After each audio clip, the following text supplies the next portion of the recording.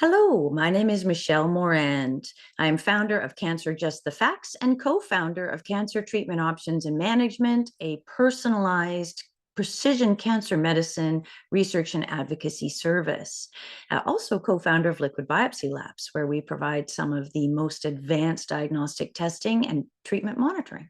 The reason I'm here today, though, is because I want to share with you, a patient, patient advocate, doctor, whomever you are here, if you want to know more about how to make sure you're doing everything you possibly can to ensure that you are getting the most out of your treatment and doing everything you can for yourself in terms of lifestyle, advocacy, etc., I'm offering a free Zoom webinar series starting on May 6th, and I'd like you to join me. The first webinar is going to cover things that you need to know when you're just diagnosed and just getting oriented to the experience of having cancer, how to make sure you get all of your medical records, not just the ones that are on the portal, and why that matters, how to learn how to read your pathology reports. I'll show you how to glean every little bit of data that you can get from your pathology report and make sure that your doctor or treatment team understands what's in those records. You'd be surprised how often things are missed. I want to show you how to do that and why it's so important. We're going to talk about therapies that you can access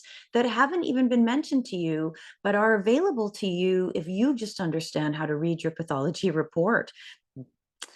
Also going to show you how to read your scanning reports, whether it's a CT or an MRI, a PET CT, a PSMA PET, et cetera, et cetera. I want you to understand what those tests can actually show, how much confidence you should have in the data that you're getting from those particular tests, and what to do with the information that's there in your scanning reports. Again, you'd be surprised how often all of the information that really matters and is right there at the fingertips of your doctors and yourself is not properly utilized, and what a difference it can make to your overall survival and to the treatment options that you are able to access. So that's just section one, folks, just getting diagnosed and getting oriented. We'll also talk about things like, when am I going to hear from my doctor? Why are things the way they are? And what you personally can do to make sure you're doing everything you can to get out of the gate and get the things you need ASAP. Then we're going to focus on precision diagnostics and budgeting. What genetic testing has already been done for you? So many patients that I speak to are told they've had testing and they have no markers, or they've had genetic testing and it turned up this, but it's an indicator of poor prognosis, and that's it. That's all the information they're given, and so they assume that they've had thorough genetic testing and they just stop asking the right questions or looking for more. In reality, I am not aware in my 15 years as an advocate and working across the world of any cancer agency that provides thorough genetic testing for any patients, but certainly some countries do it better than Canada. And if you're in Canada and you've been told you have no markers, I want you to remember two things. One, it's not physically possible to have cancer without having at least 5 mutations that came together and caused it as a perfect storm.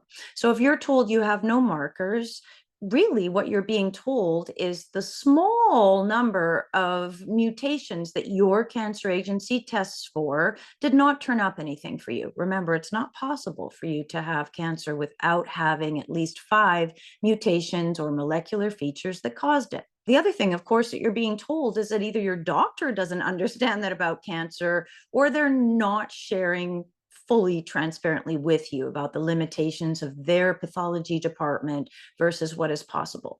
In 2025, every single gene in your body can be quite easily tested to see whether it's involved in your cancer and to what extent. That's 20,813 genes that can be tested, not just the paltry 10 or 15 that probably were tested for by your standard agency. So we're going to go over that together. We're going to look at your pathology report. We're going to look at your medical records, and we're going to look at what testing has actually been done So you can know with confidence what is already available to you in the way of information. Make sure you're utilizing it as well as you possibly can, and then you'll know what additional testing you need.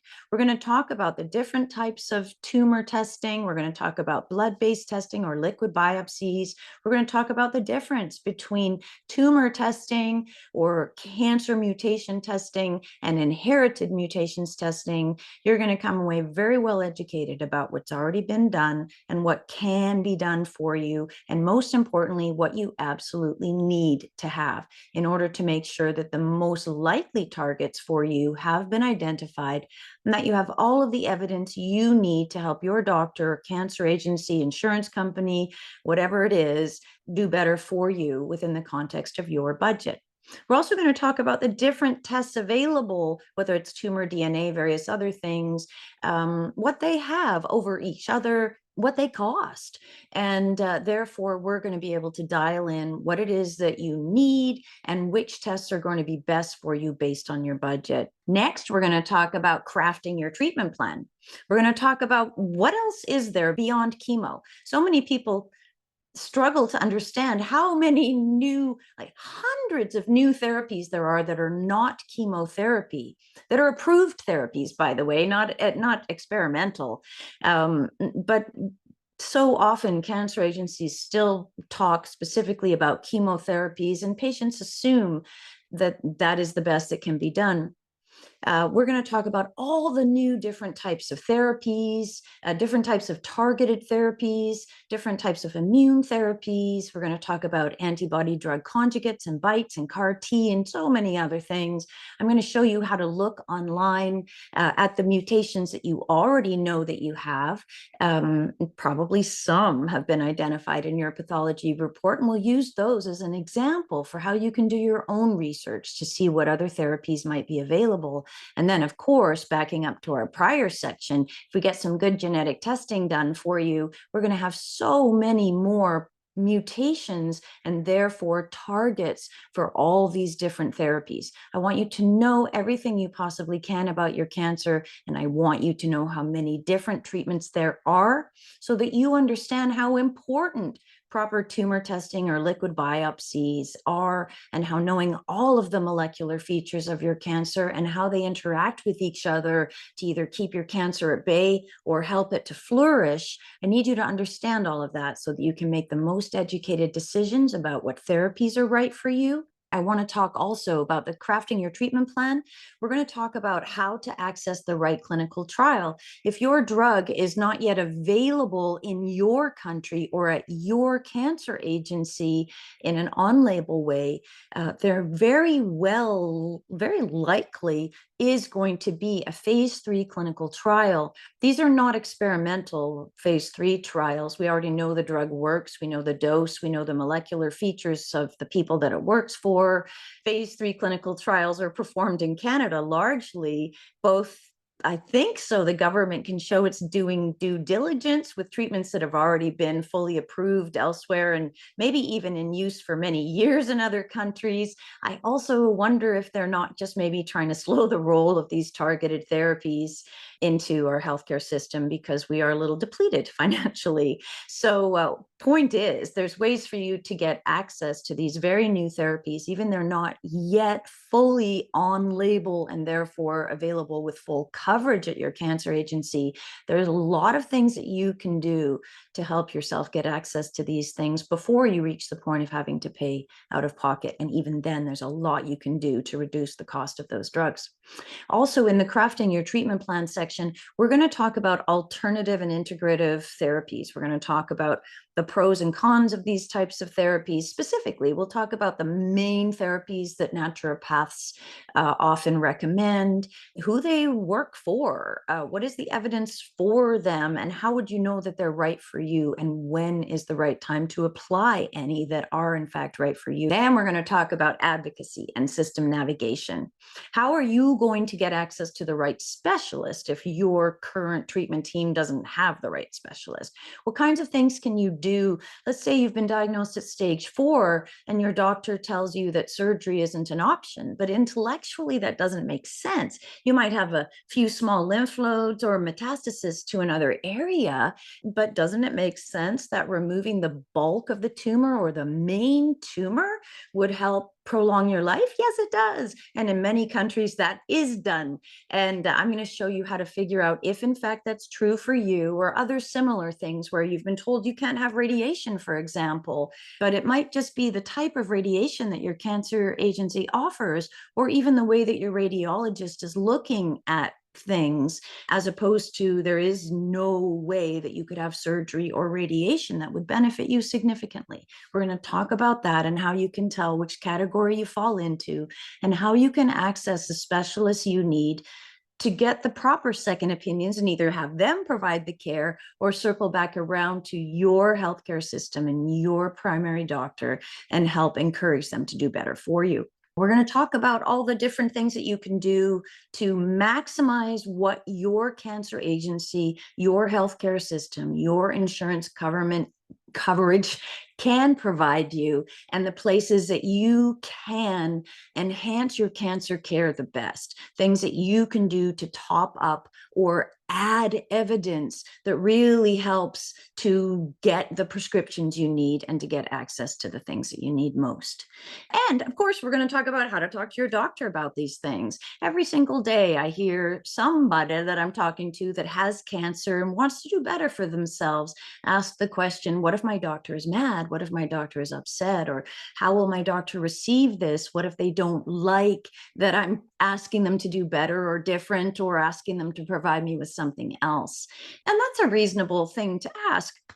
We have been taught to assume that our doctors know best. And if you've tried to push the envelope a little bit with your doctor, even about an antibiotic or something like that prior to your cancer diagnosis, you know that there can be a wall that comes up and some resistance to getting the things that you have a sense that you need most. So how you communicate with your doctor about what you're asking for and why you're asking for it, the data that you provide to support the requests that you're making makes a huge difference, and can very often turn a hard no into a yes, or at least a maybe if more evidence is provided. And then it's up to you, and I'm here to help you with that, to get that evidence and help your doctor, your cancer agency, your healthcare system, and your insurance to do a lot better for you. How you communicate your requests makes a huge difference to whether you get a yes or a no, to whether you get access to the most advanced therapies and most beneficial things you need, or to the basic standard of care. We're also going to talk about ongoing support and monitoring. What role does lifestyle, nutrition, and exercise play both in your care while you're getting therapy, but also in the recovery and in the prevention of recurrence? We're going to look at the science and the statistics for that and help you understand for your specific molecular features, your type of cancer, and anything else that you already had going on in your body, things maybe like heart disease or problems with blood pressure, or maybe things like chronic fatigue. There's so many things. We could have some sort of kidney or diabetes issue that will influence the types of therapy that you get, and also how your body responds to certain therapies. And of course, we want you to stay as well as possible while you're on therapy for your cancer, and we want you to be able to recover as quickly as possible. We're going to talk about all the things that science says that you can do to make that a thing. We're also going to talk about treatment monitoring. How can you most accurately monitor your response to treatment? It's wonderful to have used all these tools we've talked about so far to make sure that you're getting the right therapy, but you're also going to want to just make sure that it's working the way that it should. Or if you choose to stay on the therapy that your doctor is recommending and you're thinking about maybe advocating for a targeted therapy program, once you see how that goes for you, you don't want to be wasting time. Standard of care typically monitors treatment with basic white and red blood cell and CT scan. CT scans are only 60% accurate at best. They can't definitively tell you what is and isn't cancer. And you need to do them about every 3 months in order to kind of compare from the prior scan. So in standard of care, if you're using CT for a monitoring tool, you're going to need to be on your therapy for about 3 months, essentially complete the entire course of therapy before you're going to have a scan, and your doctor is going to be able to tell you with only 60% accuracy how well your therapy worked. Or they might say, oh, that seems to have worked, but there's a funny little shadow showing up on your lung. It's probably nothing. Let's keep an eye on it. Let's look again in 3 months and see where we're at. If you're a thinking person, that's not going to feel very good. You might feel confused about what you can do other than that, but I'm here to help you answer that and do better for yourself. Okay? Because there's nothing worse than having cancer, being on treatment, and wondering if it's working. You want to know. So there are ways with excellent diagnostic tools now, and these are blood-based tools. So we don't even have to have a CT or a PET or have some radiation. We can just have a nurse come to our home, take a couple of vials of blood, and we can know within 3 weeks of starting treatment. Now, that's when the blood test would be done. So a couple more weeks after that, let's say, within 1 month to 5 weeks, with 99% certainty how well you are responding to that therapy, and make sure that you're not wasting time. You can also use that same test to identify if any new mutations or emerging mutations, we call them, are starting to drive the bus, because your treatment has worked on the mutations that it was targeting, and now others are starting to take over. Very effective, very accurate. And I want to tell you how to access it if you'd like to use it. I also want to make sure that you understand how to maximize the benefits of the diagnostics that your cancer agency is going to provide you. We want to make sure that you are maximizing every element of your cancer care, everything that can possibly be done. And that's what this series is all about. Please click the link, register for the webinars, pick the ones that are of most interest to you, join me, and learn as much as you possibly can about your cancer and about how to maximize what your healthcare system is going to provide you and what you can do for yourself to help you have the best possible outcome, the longest, healthiest life, the longest, most enjoyable remission possible. We're going to do everything we can to help you beat cancer. I look forward to meeting with you.